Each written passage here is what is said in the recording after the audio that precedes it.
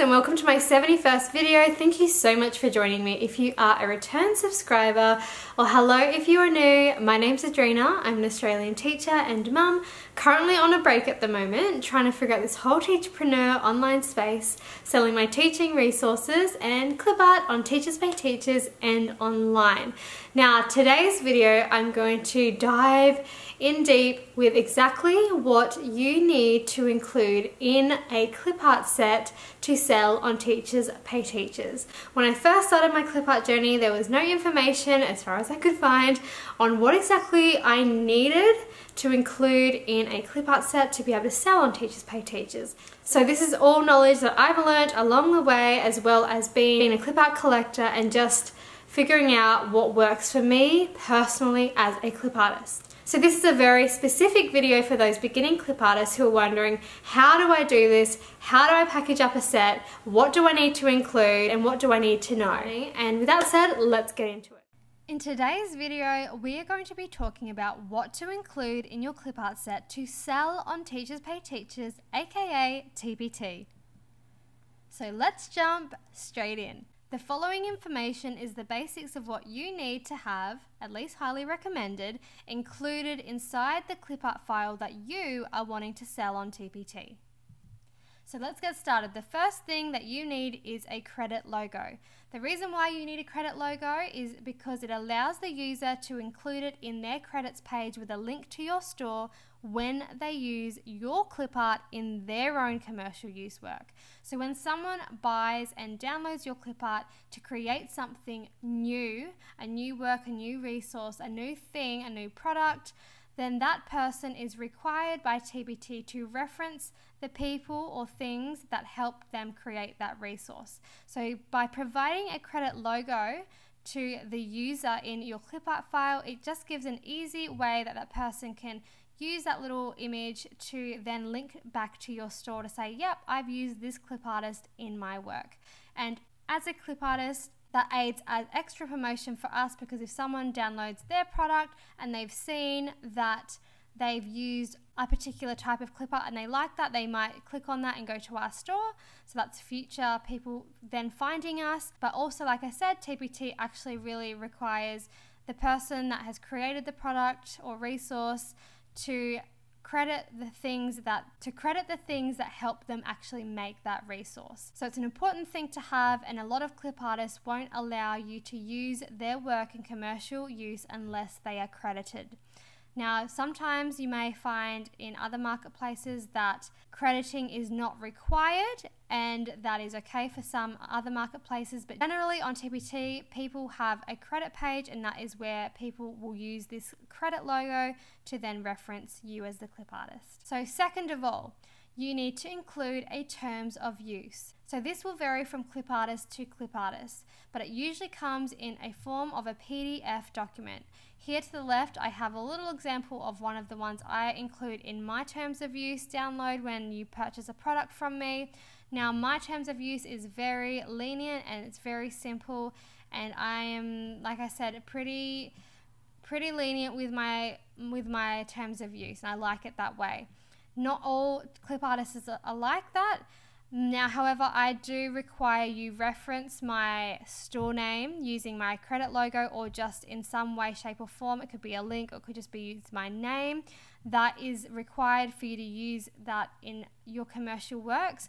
However, because I include a PDF document in all of my clip art files, I particularly have a license that is sort of easy to follow, and I don't plan on changing the license anytime soon. So it's important to see what is going to be best for you, because maybe having a PDF document in each and every one of your file might not be the best option for you. And in that case, if you are someone that is wanting to update your terms of use quite frequently, or wanting to have the ability to update it easier instead of having to re-edit all of your listings, then what would be better for you would be to have a link within your file leading to your terms of use. What you could do is, in your TPT store, upload a free file of your terms of use, and then just link it in your actual clip art file to say, if you want to look at my full terms of use, then click on this link and it will bring them to your TPT store, where they can download the actual terms of use for free.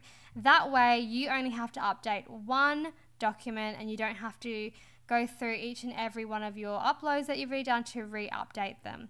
Because as we know, things change, and as clip artists, especially some of the bigger ones, different types of licenses might come into play. For example, when we had easel come into effect on TPT, some clip artists didn't have that on their terms of use, so then they altered it to be able to accept and say, yes, you can use my clip art in easel products. That is just one example. So in that case, sometimes it's just easier to provide a link to one resource in your store that is your terms of use. I know I have also seen some people actually link to their website where they just have a web page of the terms of use as well. So that is just something to think about, but just making sure that there's a terms of use either in a PDF document depending on your license, or a link to where they can get your terms of use. That is going to make it beneficial for the user and for you, that for people to understand how they can actually use your clip art correctly. So that is that. Again, me personally, I include the PDF documents in my downloads, but that is because I have a very lenient license and I do not plan to change it anytime soon. Number 3, of course, obviously you want to include your own original clip art set. So this will also apply to digital paper, digital stickers, GIFs, etc. Every clip artist is different when it comes to providing a clip art set. This is just from my experience, and this is what I do. So every clip artist is different with what they provide, how many clip art images, and the variety of the clip art. So for this example that I'm showing you here of the clip art Dachshund dogs, you can see I've got one here with a rainbow sweater, and then I've got 10 over to the left here that are all in different colored sweaters. So this is what I would class as one set, and the way I personally view my sets at the moment are kind of like in a boutique kind of sense. So usually in the majority of my clip art sets, I will provide typically 12 images with slight variations from them, like you can see here with the rainbow sweater and then all the different colored dogs.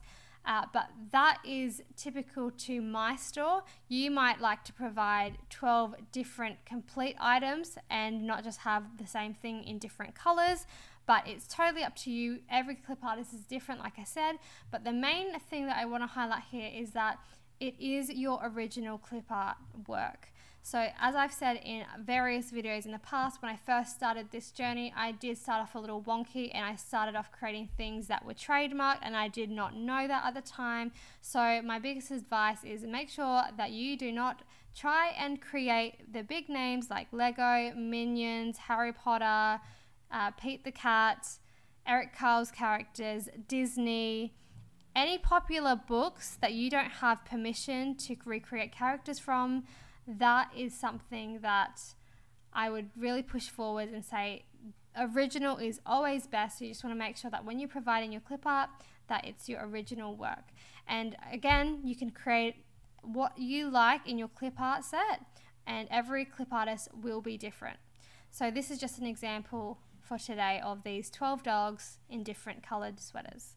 Now with that said, once you're happy with your clip art set, you want to then export your clip art as PNG images. Now PNG stands for Portable Network Graphics. Now you may be wondering the question, do I include JPEGs and PNGs, or do I just include PNGs? Now me personally, I don't include JPEGs.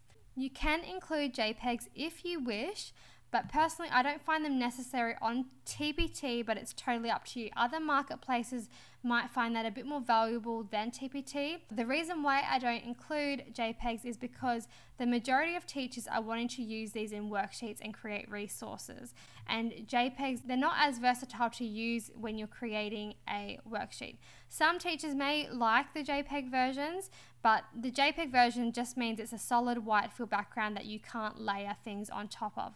Whereas if you can see here, this little dog here in the yellow circle, I've been able to layer him on top of that yellow circle, but you can still see the gridded background as well because it's a transparent background. If that was a JPEG, you would not be able to see either of those or see through either of those elements. Another thing too to note about the PNG images is when you are happy with your image and you're ready to export it, is you want to make sure that you crop it as close as you can to the actual image. Now on Procreate, I have in my video an introduction to Procreate for beginning clip artists. I show you how you can do that with the snapping tool. But basically you want to make sure, if you can, this is just more of a detail oriented practice, but it's a good practice to get into. I have made mistakes in the past where I didn't quite crop enough of it, but this is just more of a nice to have than a must have, but it really does make it easier for the user to use the clip art, and it's not going to be so annoying that they have to crop every image down. So that is one thing to keep in mind. If you're going to export them as PNG images, make sure you crop them down first so there's not really lots of white or invisible space around it in this bounding box. So keep that in mind. Okay, next, number 5 is you want to make sure that you can provide black and white outline options when applicable. Now, black and white versions are always recommended if you can. However, not all clip art sets need to have black and white outlines, but it is highly recommended. The reason why it's highly recommended is because, of course, teachers, we are creating for our classrooms, and a lot of the time we are only able to print in black and white due to color printing restrictions at schools, and a lot of creators or TPT authors like to be able to offer the option of both a colored option for the teachers that do like to print in color or are allowed to print in color, and then also have a printer friendly version in the black and white. So to have both black and white outlines and colored in your clip art set is going to make that more attractive for a customer to want to buy that. You will get more traction having both options. And with that, just know that some sets can be just black and white outlines. They don't have to have color. Like I have a few sets on my store that are just black and white and they don't include color, and vice versa. Some clip art sets are just color with no outlines. So it really depends on what your style is, what you want to offer in that set, and whether you are going to provide a black and white outline option. But I will say it is really recommended if you can provide the black and white outline option. You're going to have more versatility with what someone can do with that clip art set. Now, I will say there are 2 different types of black and white outlines that you can provide. You don't need to provide both of these, but I'll go through them. So this top one here you can see is an outline with what I called a white solid fill. Now this is the most typical. For most black and white clip art images, you will get just this black and white with a white solid fill inside. However, there are some clip artists that also offer a transparent version. One of my really favorite clip artists that I really like, that is kind of, I feel like, a bit underrated, but I really love their work, is Muggy Studio. And they also offer a transparent version with their clip art set. Muggy Studio is an amazing clip artist. She has beautiful graphics, beautiful work, so consistent, and they're just lovely. And you can see in her little titles that she provides both outline and a transparent, and then obviously a colored version. So she does the most. So that is just an example of what you can do if you wanted to. For me personally, I don't really usually include the transparent. Sometimes I will, depending on what the actual clip art set is. Majority of the time, if it's a colored version, I just include the outline with a solid fill version. But if it's like a black and white version, then I might do black and white with a white fill and then a black and white with transparent, so that can be used in a versatile way as well. So that's just something to know and to keep in mind with your black and white outlines. There's 2 types that you can provide, and it's up to you whether you want to provide them both or just one. Okay, so with that said, once you've got all of that together, you will then obviously have all of your things in a folder. Now it's time to rename your folder and your files. So you will see that once you're putting your clip art set into a folder, usually it's called Untitled. Instead of it being Untitled, you want to make sure that you rename your title with what is actually in the product along with your store name. This is important. So for example, you can see here I've got 2 examples of 2 titles. The first title is Black Dash Hound with Coloured Sweaters dash Tealazzo Clip Art. Or you could do a smaller name if you wanted to, if you were doing like sets of them, Black Dash Hound, and then you could do set 1 dash your store name here. So this is important, and it's something that I learnt along the way, but it's important to include your store name because when people download from TPT, usually they buy off multiple different people. So when they download your clip art, especially if it's been a one-off purchase, they've never bought from you before and they've downloaded your clip art, and you do not have your name in the file, it's going to make it a lot harder if they don't use it straight away, that clip art, to know who the author was of that clip art set. So I always make sure that I put my name, my store name, in the title of the folder, so that if someone downloads it, they know, oh, I got this clip art from Tealazzo Clipart. So that is just important for you to kind of just make sure that you include your name. Another reason is too, like, they might buy it today, but they might not use it for another 6 months. And when they have it sitting on their computer, and if it's just in a folder that's untitled or just has black dashhound with colored sweaters, but no name, no store name, they might forget where they actually bought that clip art from, and then they might feel like they can't use it because they can't remember. So that's just something to keep in mind. Now, I know people can just go back into their purchases and go have a look where they got it from, but that's extra work. We don't want to do that. We want to make it as easy and as seamless for people to be able to use our work, because that is what we have made and designed it for as clip artists. So it's just important to rename your folder for one, and then when you are in your files of that folder, it's important, as you can see here, I've got this highlighted yellow box here, to then rename your images. I personally do this. This is not a must-have, but it is a nice-to-have. I like to number mine starting from 1 to however many images that I have, and I usually include a little description. Sometimes the description is versatile enough to just have the same description but just with the different numbers instead of renaming them all, but it really depends on the clip art set.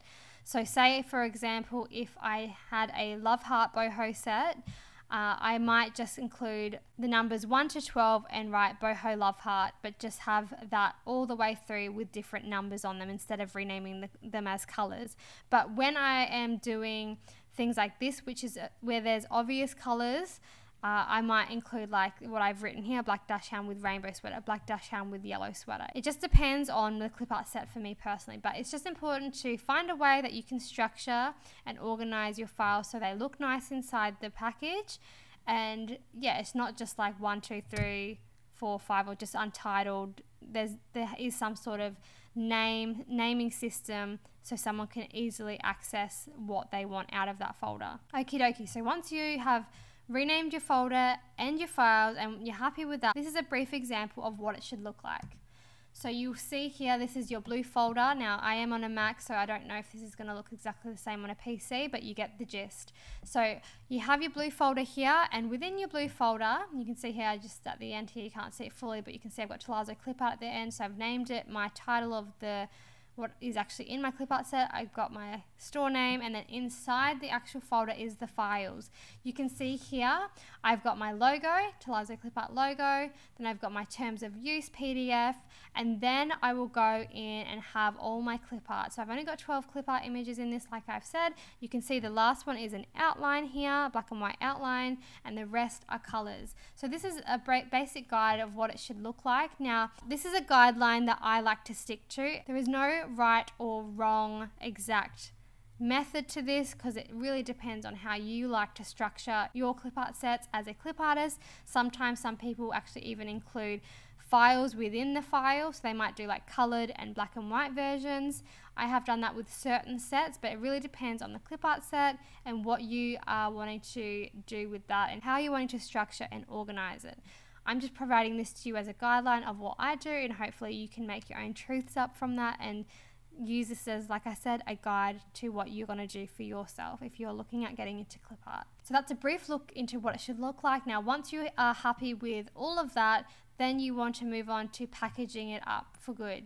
So what we're going to do there is, on a Mac at least, and it may be similar on a PC, but it just might be called something different. But on a Mac, all you're going to do is you're going to go to that folder, you're going to right click your folder, and then you're going to go down to compress. You have the title of the folder that you're going to compress, and you can see that's the correct one here. Once you press compress, it will go from a normal blue folder and it will turn into a zipped folder, which is what you want. And the zipped folder looks different because it has a white piece of A4 paper with a corner turned over and a little zip in the middle. So you'll see it will go from this blue folder all the way to that. Once it's zipped, that's how you know it's ready to upload. But you really want to make sure you've checked everything in that blue folder before you're happy to zip it, because once you zip it, you can't really just go and change that. So you want to make sure that it's zipped and you're happy with everything in the zipped folder. So once you've done that, it's now time to then upload it to TPT. Now, when you're uploading it, you just upload your zip file into what's called the file section, just under the title, and you'll see here, I've just circled this here, you can see that I've used the zip file. So it's not just the folder, it's the zip file that I've created and I've compressed as a zip file. So that will upload there, and then of course once that is uploaded, you want to make sure that you include your title. Now, I am not an SEO expert by any means, but I just want to say, for the basic guideline of things, give your product a straightforward title and try to include searchable keywords. So for example, for that set, I might type in something like dachshund, dog, Clipart set for commercial use. Now, these are all what is called keywords, each and every one of these words, and that is going to help you be found in search. So it's important that you include keywords of things that someone might type into the search bar to try and find that. Think about it when you're creating your titles for your Clipart set. What would you type into the search bar to find it? And that is a good starting point of what kind of keywords you might need to use for your product title. So that's something to keep in mind, and with that as the title, you also want to make sure that you detail your description. A lot of new clip artists start off and they upload an awesome product, but they don't put any effort into the description. Now, this is just something that is very basic, and I just want to go through this briefly because if you are brand new to this, you're going to want to know this. This is part of how you're going to have more success in being found in the search algorithm. So basically, you might have heard on the grapevine, there's something called SEO. The reason why you need to detail your descriptions is for SEO purposes. Now, SEO is just a fancy name for search engine optimization.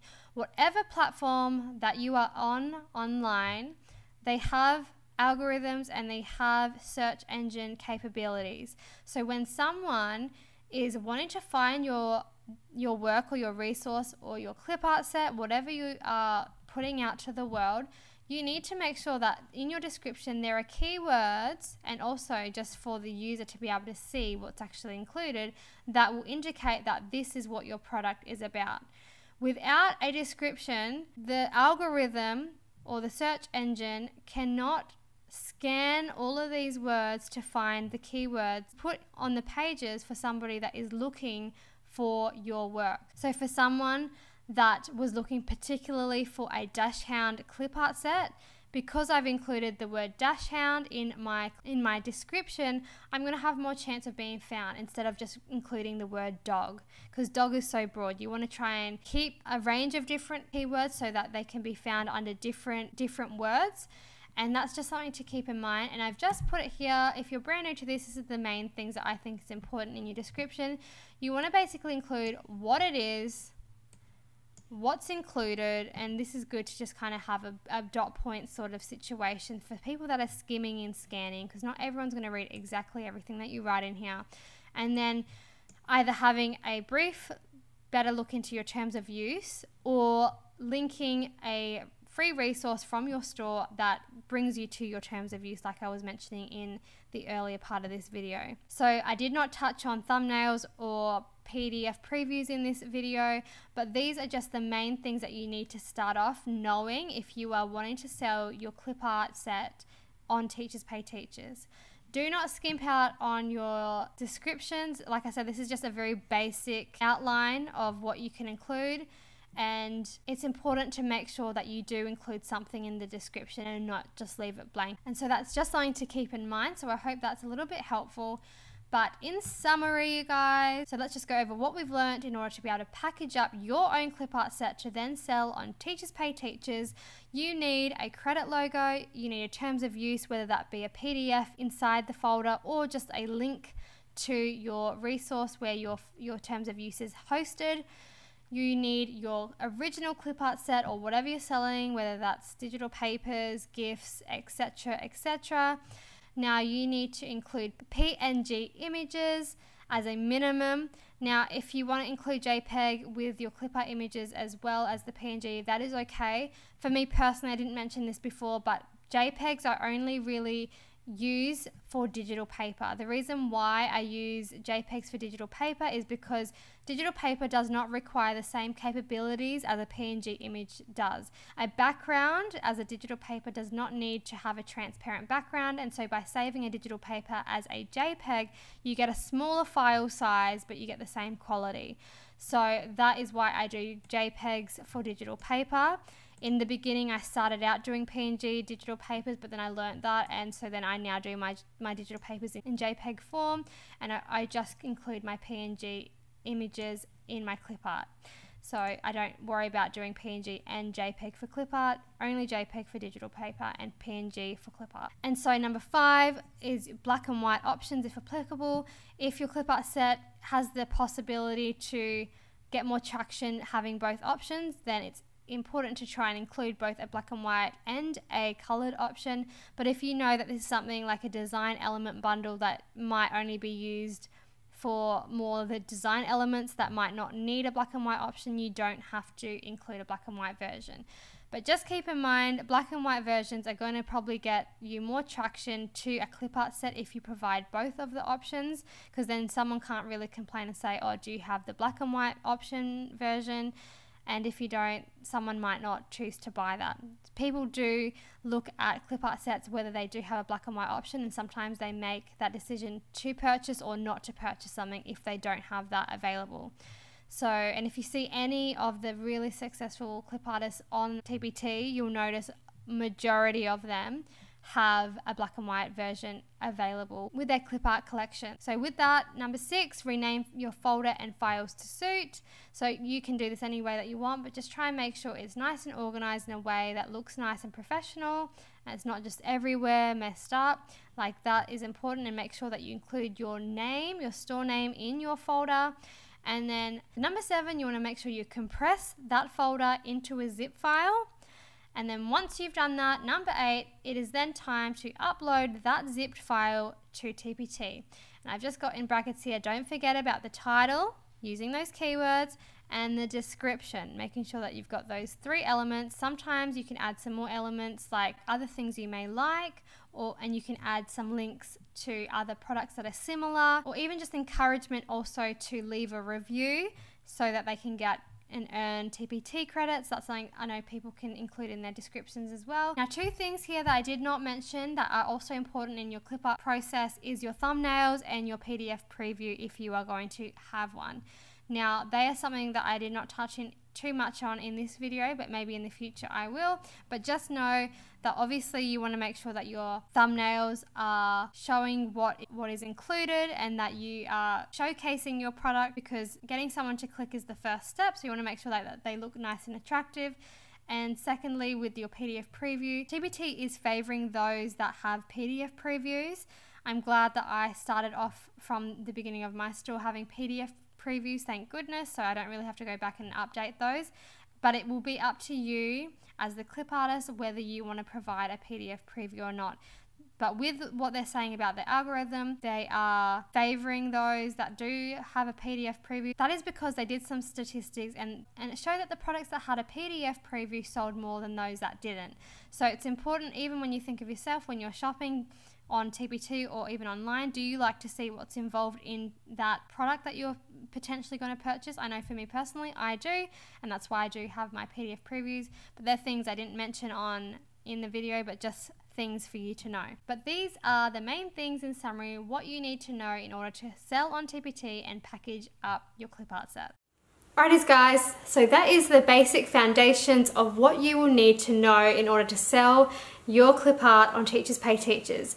Those things definitely keep in mind. Use this as a guide. It is up to you how you package your sets up really, but this is the standard, I guess, way or formula that a lot of clip artists do, and I feel like it's worked well for me in the way that I've structured it. And just to have a little insight of what you sort of need, I hope that is a little bit helpful if you are a beginning clip artist that is just starting or wanting to get into this. As I've said before, when I first started, I didn't really have this information accessible, so I really want to aid in that transparency to give that knowledge to others so other people know what is needed and so they can share their beautiful work online and be able to earn a little bit of money through their clip art as well. So it's all about doing what aligns to you as a clip artist.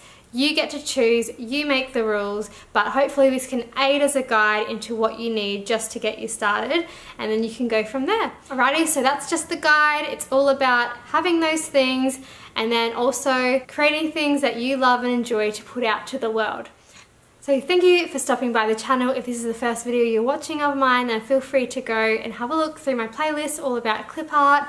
I have lots of different things if you were just learning about selling on TBT and the likes. So with that said, this girl is going to go to the gym and I will see you in my next video. Adios!